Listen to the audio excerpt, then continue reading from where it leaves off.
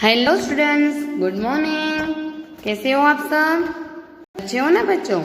चलो बच्चों, आज हम हिंदी में चैप्टर नंबर 7 बराबर है, उसका नाम क्या है? ढूंढते रह जाओगे, जो एक पहेलिया है। आप सबको पहेलिया बहुत पसंद है ना बच्चों? मुझे भी बहुत पसंद है पहेलिया। ओके, तो चलो हमने हिंदी में चैप्टर 1 to 6 कंप्लीट कर दिए हैं। आज हम चैप्टर नंबर 7 और हाँ बेटा, हम लोग थोड़ा पीछे रह गए थे, इसलिए मैं आपको आज चैप्टर नंबर 8 का वीडियो भी भेज दूंगी। ओके, तो आज हम पहले चैप्टर नंबर 7 देखते हैं। ढूंढते रह जाओगे, जो एक पहेलिया है। तो चलो हम स्टार्ट करते हैं। पहेलियाँ मनोरंजन के साथ दिमागी कसरत भी कराती है। हमें सोचने में लगा देती है ना पहेलियाँ। हम सोच में पड़ जाते हैं कि ये क्या कहना चाहते हैं। तो साथ ही कल्पना व तर्क शक्ति को भी बढ़ावा देती है। बराबर है, तो हमारी सोचने की जो क्षमता है उसे भी वो बढ़ाते हैं। पहेलियाँ रोचक मजेदार होने के साथ भाषा विकास में भी सहयोगी है। पहेलियाँ हमें शब्द वाक्यों के विशिष्ट प्रयोग से भी अवगत कराती है। ऐसी ही कुछ पहेलियाँ यहाँ पर दी गई हैं। तो चलो हम पहेलियों है वो सुलझाते हैं। बराबर है, पहेलियों का सरल अर्थ है वो मैं आपको समझाती हूँ। तो स्टार्ट करते हैं। पहला है, सोने की वह चीज है पर बेचे नहीं सुनार, मोल तो ज्यादा है नहीं, बहुत है उसका भार। क्या कहा है कि वह सोने की वस्तु है परंतु उसे सुनार नहीं बेचता है। उसकी कीमत तो अधिक नहीं है पर उसका वजन अधिक है। तो उसका राइट आंसर क्या होगा? सोचो सोचो कि मैं बताऊं? चलो अभी तो मैं बता देती हूँ, आपको भी सोचना है। ओके, तो उसका आंसर होगा 4 पाई। है ना बच्चों? આપણે ગુજરાતીમાં શું કહે છે? ખાટલો, સીટી, બેડ કહે છે ને બાળકો? બરાબર છે, 4 पाई। बराबर, चलो आगे देखते हैं। चलो देखते हैं। एक नगर में ढेरों चोर, चोरों का मुंह काला, पूछ पकड़ कर खींच दो, झट हो जाए उजाला। चलो ये चीज क्या होगी? एक ऐसा नगर, शहर है जिसमें बहुत से चोर रहते हैं। उन चोरों का मुंह काला है। उनकी पूछ पकड़कर उसे खींचे ना तो फौरन प्रकाश हो जाता है। तो ये क्या चीज है बच्चों? सोचो सोचो, चलो चलो फटाफट से सोचो, ये क्या चीज है? चलो मैं आंसर देती हूँ आपको, माचिस। है ना बच्चों? क्या? माचिस। बराबर है। उस नगर में ढेरों चोर हैं, चोरों का मुंह काला है, आगे जो होता है वो काला होता है ना, उसकी पूछ पकड़ खींचो तो वो व्हाइट वाला पार्ट होता है, उसे हम खींच कर करते हैं तो उजाला होता है ना बच्चों। तो क्या आएगा राइट आंसर? माचिस। चलो तीसरी पहेली है। पानी मेरा बाप, पानी ही मेरा बेटा, मुंह ऊपर करके देखो मैं सबके ऊपर लेटा। कौन होगा ये? क्या कहा है? पानी मेरा बाप है और पानी ही मेरा बेटा भी है। मुंह ऊपर उठाकर आकाश की ओर देखोगे तो मैं सबके ऊपर लेटा हुआ दिखाई दूंगा। सोचो तो बच्चों, ये कौन होगा? सोचो सोचो। ये बादल। कौन है? बादल। है ना बच्चों? चलो आगे देखते हैं। खुली रात में पैदा होती, हरी घास पर सोती हूँ, मोती जैसी मूरत मेरी, बादल की मैं पोती हूँ। देखो बच्चों, ये कौन होगा? ये तो सबको पता है। क्या है? बोलो बोलो, सोचो सोचो। ये ओस। छीने छीने पानी के बूंदे होते हैं ना बच्चों। क्या? रात में आकाश साफ होता, सॉरी रात में जब आकाश साफ होता है, आकाश में बादल नहीं होते, तब मेरा जन्म होता है। मैं हरी घास पर सोती हूँ। मेरी शक्ल मोती जैसी है। मोती जैसे बूंद होते हैं ना पानी के छोटे छोटे। मैं बादल की पोती हूँ। उसे हम क्या कहते हैं? ओस, है ना। चलो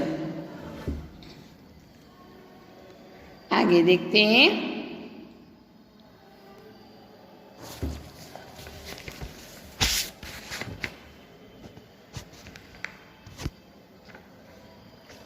चलो, इधर की बात उधर में करता, उधर की इधर में बताता, चुगलखोर पर कहे ना कोई, सबके काम में आता। क्या कहा है? मैं इधर की बात उधर और उधर की बात इधर करता हूँ, लेकिन मुझे कोई चुगलखोर नहीं कहता। मैं सबके लिए बहुत उपयोगी हूँ। ये कौन होगा बच्चों?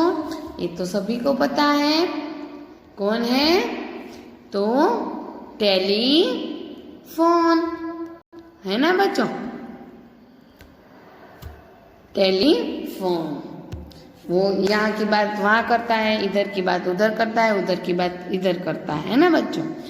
चलो आगे देखते हैं। सोने को पलंग नहीं, नहीं महल बनाए, 1 रुपया पास नहीं, फिर भी राजा कहलाऊं। ये कौन होगा बच्चों? मेरे पास सोने के लिए पलंग नहीं है, मैंने अपने लिए महल भी नहीं बनाए हैं, मेरे पास 1 रुपया भी नहीं, फिर भी मैं राजा कहलाता हूँ। कौन है वो राजा? सबको पता है ना बच्चों। वो शेर। कौन है? शेर राजा है ना बच्चों। उसके पास 1 पैसा भी नहीं है, सोने के लिए पलंग भी नहीं है, फिर भी वो राजा कहलाता है। उसके पास महल भी नहीं है, फिर भी वो राजा कहलाता है ना बच्चों। चलो लास्ट वाला है। 3 अक्षर का मेरा नाम, पानी देना मेरा काम, प्रथम कटे तो दल कहलाऊं, बीच कटे तो बाल कहलाऊं। सोचो ये कौन है बच्चों? क्या कहा है? मेरा नाम 3 अक्षरों से बना है। मैं सबको पानी देता हूँ, मेरा नाम का पहला अक्षर निकाल दिया जाए तो मैं दल कहलाऊं, और बीच का अक्षर निकालो दिया जाए तो मैं बाल कहलाऊं। तो ये तो सभी को पता है। ये कौन है? तो कि ये बादल है। क्या है बच्चों? बादल। मजा आया ना बच्चों सबको? हाँ, चलो इसके शब्दार्थ देखते हैं। आपको भी ऐसी कई पहेली आती है ना बच्चों। तो आज आपको अपनी फेयर नोटबुक में ऐसी 5 पहेलियां लिखनी है। ओके, सबको लिखनी है। चलो शब्दार्थ देखते हैं। चीज तो वस्तु, मोल यानी कि कीमत, मूल्य, ढेरों यानी बहुत, अधिक, उजाला यानी प्रकाश, मूर्त यानी मूर्ति, तस्वीर, बादल यानी मेघ, धन, पोती यानी बेटे की लड़की, चुगलखोर यानी पीठ पीछे बुराई करने वाला। चलो बच्चों आगे देखते हैं। पढ़िए और समझिए। सेजल ने काम कर दिया। दूसरा है कर भुगतान करना हमारा कर्तव्य है। विजय ने कर जोड़कर माफी मांगी। ऊपर के तीनों वाक्यों में कर शब्द का अलग अलग अर्थों में उपयोग हुआ है। पहले वाक्य में कर यानी कि करना क्रिया का रूप है। क्या है बच्चों? पहला वाक्य जो है उसमें कर शब्द का अर्थ क्या हुआ है? उसके करना एक क्रिया का रूप है। दूसरे वाक्य में कर शब्द का अर्थ क्या है? टैक्स है, जो सरकार आमदनी और बिक्री पर लगाती है। इनकम टैक्स बोलते हैं ना, सेल टैक्स, वो। फिर तीसरे वाक्य में कर शब्द का अर्थ है हाथ। उसने हाथ जोड़कर माफी मांगी, बराबर, अर्थात हाथ जोड़ना।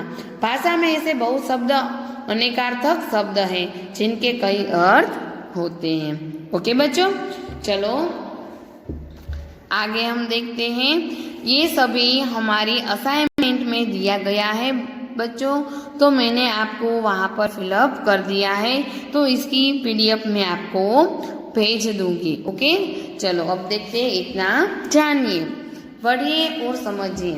हैजा यानी कोलेरा, गुजराती में આપણે કહે છે ને કે કોલેરું થઈ ગયું છે એવું। પીલિયા यानी कि કમળો, પીલિયા એટલે કમળામાં पीड़ू देखातुं होय छे, शरीर पीड़ू पड़ी जाए, आँख पीड़ी पड़ी जाए, एटले हिंदी में उसको पीलिया बोलते हैं और गुजराती में कमड़ो। आमातीसार एटले मरडो, खसरा एटले खस, बुखार यानी ताव, आंत्रज्वर यानी टाइफॉइड अथवा मुदत्यो ताव, चेचक तो बेड़िया। क्या हुआ?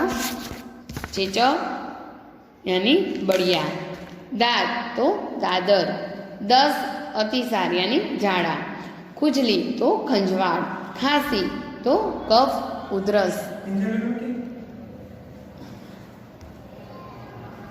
हाँ सर, हाँ किंजल मैडम, गुजराती नहीं हो, इंग्लिश मीडियम।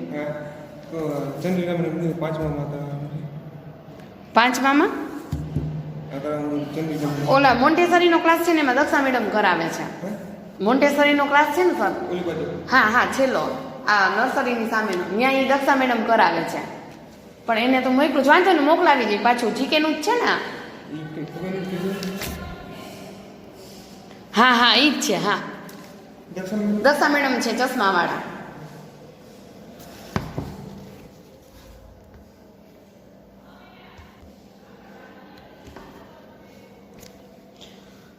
खांसी तो कफ उधरस, कनपेड़ा तो गाल पचोड़ियों, कई तो उल्टी, ऐठन तो चूक, दमा यानी दम, बदहजमी तो अपचो। ओके बच्चों, तो हमारा ये चैप्टर है 7th वो कंप्लीट हो गया है। इसकी PDF मैं आपको भेज दूंगी। अगर आपको कुछ समझ में ना आए तो आप मुझे पूछ सकते हो। ओके, इसके साथ मैं आपको दोहा अष्टक है चैप्टर नंबर 8 वो भी समझा देती हूँ। तो चलो हम चैप्टर 8 देखते हैं। चलो बच्चों, तो हम चैप्टर 8 दोहा अष्टक शुरू करते हैं। आप सभी ने दोहे तो सुने ही होंगे, उनमें सबसे आगे नाम आता है कबीर, तुलसीदास और रहीम का। तो आप सभी ने उनके नाम भी सुने होंगे, सुने हैं ना बच्चों। चलो, तो पहले हम थोड़ा कुछ जान लेते हैं। शुरुआत करते हैं चैप्टर 8 की। दोहे हिंदी भाषा साहित्य की अनमोल निधि है। दोहे व्यवहारिक दृष्टांत के माध्यम से सरल सहज रूप में जीवन, लोक व्यवहार, गुण, स्वभाव, नीति, रीति आदि से परिचित कराते हैं। प्रस्तुत इकाई में कबीर, तुलसीदास और रहीम के चुने गए ऐसे ही दोहे संकलित हैं। तो चलो बच्चों, कबीर ये 15वीं शताब्दी के कवि हैं। ये बड़े संत थे। उन्होंने हिंदू और मुसलमानों को उनकी गलतियों के लिए फटकारा है और दोनों को हिल मिल कर रहने का उपदेश दिया है। किसने? तो संत कबीर ने। तुलसीदास तो ये 16वीं शताब्दी के प्रसिद्ध राम भक्त कवि हैं। उन्होंने रामचरितमानस नामक प्रसिद्ध ग्रंथ लिखा है। आपको पूछा जाए कि रामचरितमानस ग्रंथ किसने लिखा है तो आपको आना चाहिए तुलसीदास ने। किसने लिखा है? तुलसीदास ने। रहीम, इनका पूरा नाम है अब्दुल रहीम खान खाना। ये बड़े उदार और अनुभवी थे। हिंदी में उन्होंने बहुत ही सुंदर दोहे लिखे हैं। तो चलो बच्चों, आप सबको दोहे सुनने हैं ना, तो सबसे पहले मैं आपको दोहे सुनाती हूँ। तो चलो सुनते हैं।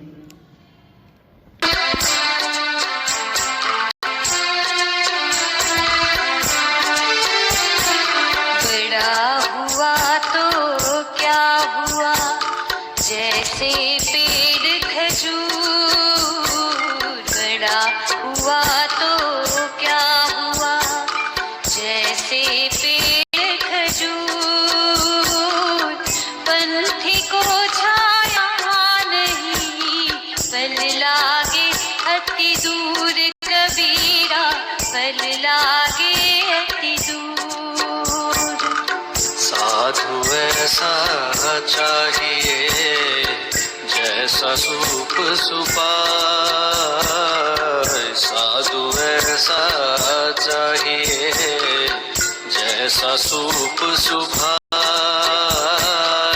सार सार को गही रहे थोथा दे उड़ाए कबीरा, थोथा दे उड़ाए। माखी गुड़ में गड़ी रहे पंख रहो लिपटाए, माखी गुड़ में गड़ी रहे पंख रहो लिपटाए, हाथ मले और सीधे धुने लालच बुरी बलाई कबीरा, लालच बुरी बलाई।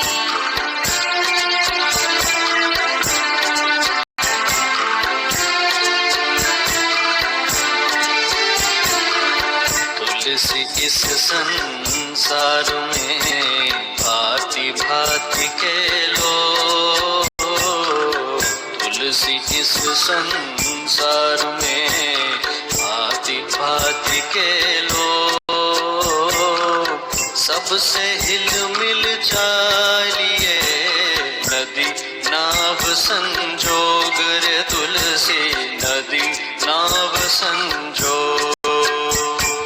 तुलसी हाय गरीब की कब हुन खाली जाए, तुलसी हाय गरीब की कब हुन खाली जाए, मुए ढोर के चाम से लोहा भस्म हो जाए रे तुलसी, लोहा भस्म हो जाए।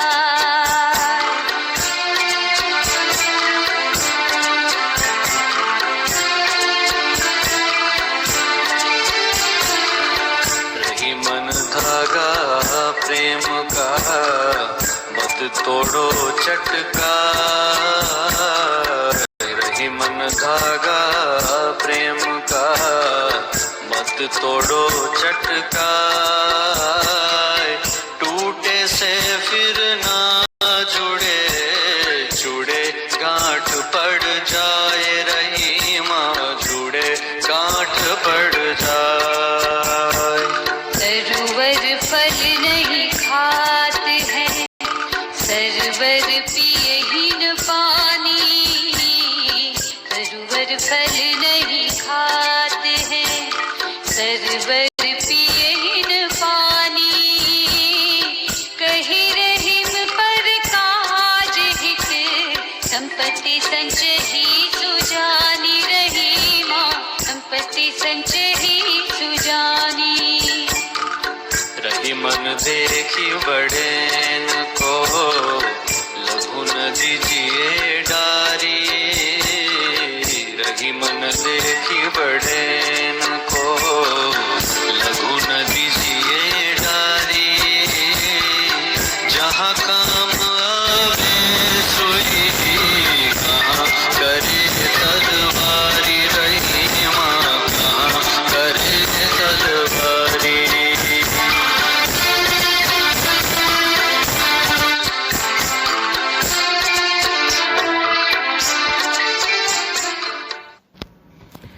तो बच्चों दुहा सुनना पसंद आया ना बच्चों? मुझे तो बहुत अच्छा लगता है दुहा सुनने में, बराबर है। चलो मैं आपको समझौती देती हूँ, शुरुआत करते हैं। बड़ा हुआ तो क्या हुआ जैसे पेड़ खजूर, पंथी को छाया नहीं फल लागे अति दूर। क्या कहा है? चलो देखते हैं कि बड़ा होने से ही किसी का महत्व नहीं बढ़ जाता, बराबर। बड़े तो हम भी होते हैं, तो बड़े होने से हमारा महत्व नहीं बढ़ जाता। खजूर का पेड़ बहुत बड़ा है, बराबर है। खजूर का पेड़ आपने देखा हो तो उसकी ऊंचाई बहुत बड़ी होती है, हैं? तो उसके बड़े होने से क्या लाभ? किसी को छाया मिलता है, उससे कुछ लाभ होते हैं तो कि नहीं? उससे मुसाफिरी को छाया नहीं मिलती और फल भी बहुत ऊंचाई पर लगते हैं, वे फल सरलता से प्राप्त नहीं होते, उसके फल भी हमें आसानी से नहीं मिलते हैं। चलो आगे देखते हैं। साधु ऐसा चाहिए जैसा सुख सुभाय, सार सार को कही रहे, थोथा दे उड़ाए। क्या कहा है कि साधु सज्जन पुरुष शुभ जैसे स्वभाव वाला होना चाहिए, बराबर है। तो कहा है कि शुभ अच्छे अनाज को अपने अंदर रख लेता है और कचरे को बाहर फेंक देता है। उसी तरह साधु पुरुष को तत्व की बातें, साधु पुरुष को तत्व की बातें ग्रहण कर व्यर्थ की बातें छोड़ देनी चाहिए। सूप यानी अनाज फटकने का छाछ जो होता है उसे हम सूप कहते हैं, है ना। वो अच्छा है, वो उसका स्वभाव वो कैसा है, तो वो सूप जैसा साधु हुए सज्जन पुरुष, वो कैसा है, सूप जैसे स्वभाव वाला होना चाहिए। सूप अच्छे अनाज को अपने अंदर रख लेता है और कचरे को बाहर फेंक देता है ना बच्चों। अच्छा अनाज होता है उसे अंदर रखता है और कचरे को बाहर फेंक देता है। तो साधु भी ऐसा होना चाहिए। संत पुरुष साधु पुरुष को तत्व की बातें हैं वो ग्रहण कर व्यर्थ की बातें को छोड़ देनी चाहिए, है ना बच्चों। चलो आगे देखते हैं। माखी गुड़ में गड़ी रहे, पंख रहियो लिपटाए, हाथ मले और सिर धोने, लालच बुरी भलाई। क्या कहा है इस पंक्ति में कि मक्खी है वो गुड़ खाने के लिए गुड़ पर बैठती है और उसमें फंस जाती है। उसके पंख गुड़ में चिपक जाते हैं, फिर वह कितना भी पछताती और हाथ मलती रहती है, उससे छुटकारा नहीं मिलता, बराबर है। मक्खी गुड़ खाने के लिए लालच से वो गुड़ में बैठती है, पर वो क्या होती है, फंस जाती है ना बच्चों गुड़ में, और बाद में उसके पंख गुड़ में चिपक जाते हैं और फिर वो कितनी भी कोशिश कर ले पछताती है और हाथ मलती रहती है, पर उससे छुटकारा नहीं मिलता। तो इस पंक्ति का कहने का अर्थ क्या है, सचमुच लालच बहुत बुरी चीज है, हमें लालच रखनी नहीं चाहिए। चलो आगे देखते हैं, ये कबीर के दोहे थे। आगे हम देखते हैं। तुलसी इस संसार में भांति भांति के लोग, सबसे हिलमिल चालिए नदी नाव संचो। क्या कहते हैं कि तुलसीदास जी कहते हैं कि इस संसार में तरह तरह के लोग हैं, है ना बच्चों, भिन्न भिन्न तरह के लोग होते हैं ना बच्चों। तो हमें सबके साथ हिलमिल कर रहना चाहिए, जैसे नदी और नाव का संयोग रहता है। क्या कहा है कि सबके साथ हिलमिल कर रहना चाहिए, एक दूसरे के साथ हंसी खुशी से रहना चाहिए। जैसे नदी और नाव वो कैसे एक दूसरे का सहयोग करके रहते हैं ना बच्चों, एक साथ चलते हैं ना, तो इस तरह हमें सबके साथ हिलमिल कर रहना चाहिए। चलो आगे देखते हैं। तुलसी हाय गरीब की कबहू न खाली जाए, मुए ढोर से चाम से लो भस्म हो जाए। क्या कहा है तुलसीदास जी ने, कहते हैं कि गरीब की हाय जो बद्दुआ होती है वो कभी निष्फल नहीं होती है। मरे हुए जानवर के चमड़े से बनी धोकनी से लोहा राख हो जाता है, फिर गरीब तो जीवित व्यक्ति है, उसकी हाय कैसे निष्फल जा सकती है। कभी किसी की हाय नहीं लेनी चाहिए, देखो बच्चों, और खास करके गरीब लोग की हाय तो कभी भी नहीं लेनी चाहिए, बराबर। किसी की बद्दुआ नहीं लेनी चाहिए, ऐसा कहा है। उसकी हाय से कैसे निष्फल जा सकती है, बराबर। उसकी हाय कभी, उसकी जो बद्दुआ है वो निष्फल नहीं जाती है।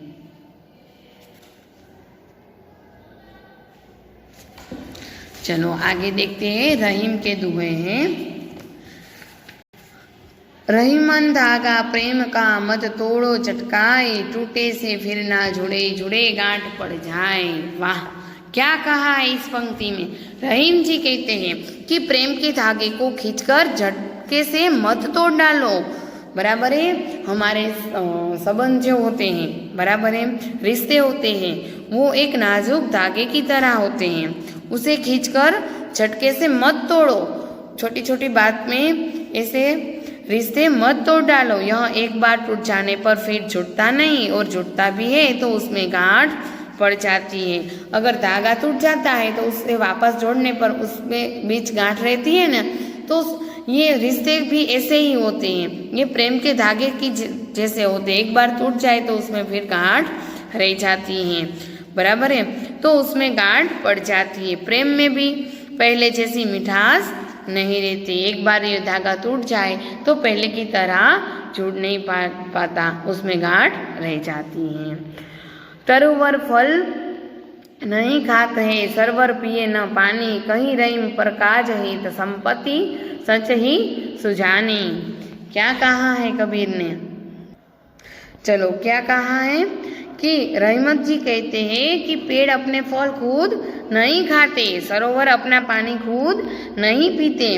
इसी तरह सज्जन दूसरों का भला करने के लिए ही संपत्ति का संग्रह करते हैं, खुद के लिए नहीं, दूसरों की भलाई के लिए, दूसरों के लिए, बराबर है, वो दूसरों का भला करने के लिए संपत्ति का संग्रह करते हैं। चलो लास्ट लाइन है, रहीमन देखी बड़े न को, लघु न दीजिए डारी, जहाँ काम आवे सुई, कहाँ करे तलवारी। क्या मस्त पंक्ति लिखी है कि रहीम जी कहते हैं कि बड़े लोगों को देखकर, बड़े लोगों से प्रभावित होकर छोटे लोगों की उपेक्षा मत करो, बराबर है।